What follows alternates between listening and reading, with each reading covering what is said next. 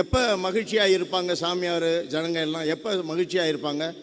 Father நல்ல பிரசங்கம் வச்சா மகிழ்ச்சியாக இருப்பாங்க. ஃபாதர் நல்ல குடும்பங்களை சந்திக்கிறாருன்னா மகிழ்ச்சியாக இருப்பாங்க.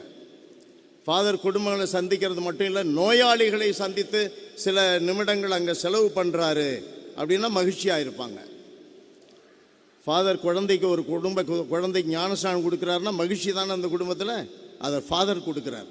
ஃபாதர் வழியாக நீங்கள் என்னுடைய குருக்களாக ஊழியம் செய்வீர்கள் ஆண்டவர் இன்றைக்கு வாசகத்தில் சொல்கிறார்.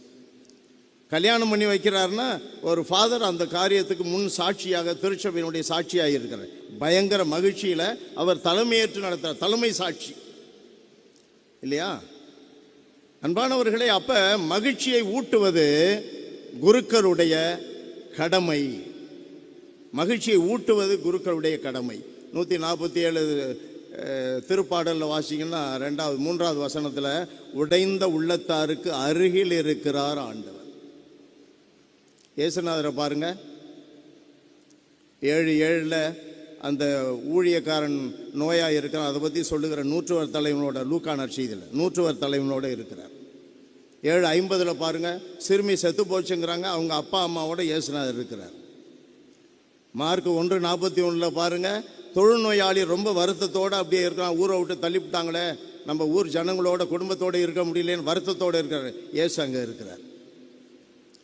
பாவியாக, அந்த ஊர்லேயே பெரிய பாவியாக கருதப்பட்ட பெண் ரொம்ப வருத்தமாக இருக்கிறா, இந்த மாதிரி ஆயிட்டமே, என் வாழ்க்கை இப்படி வீணாக போச்சே அப்படின்னு 8:50 நம்ம லூக்கான செய்தியெல்லாம் வாசிக்கிறோம். ஆண்டவர் அங்கே 48 அவருடைய பாதப்படிகளில் இருக்கிறார். அங்கே மகிழ்ச்சியாக இருக்கிறார், மகிழ்ச்சி கொடுக்கிறார்.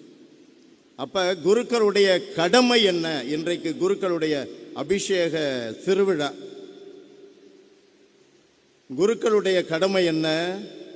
காசு கொடுக்கறது இல்லை, மகிழ்ச்சி ஏற்படுகிறது. அது காசு கொடுக்கறதா இருக்கலாம், துணி கொடுக்கறதா இருக்கலாம், அன்பு வேறு விதங்களில் காட்டுறதா இருக்கலாம், வீடு சந்திக்கிறதா இருக்கலாம், அருட்சாதனங்களை வழங்குறதா இருக்கலாம், ஊக்குவித்தலாக இருக்கலாம்.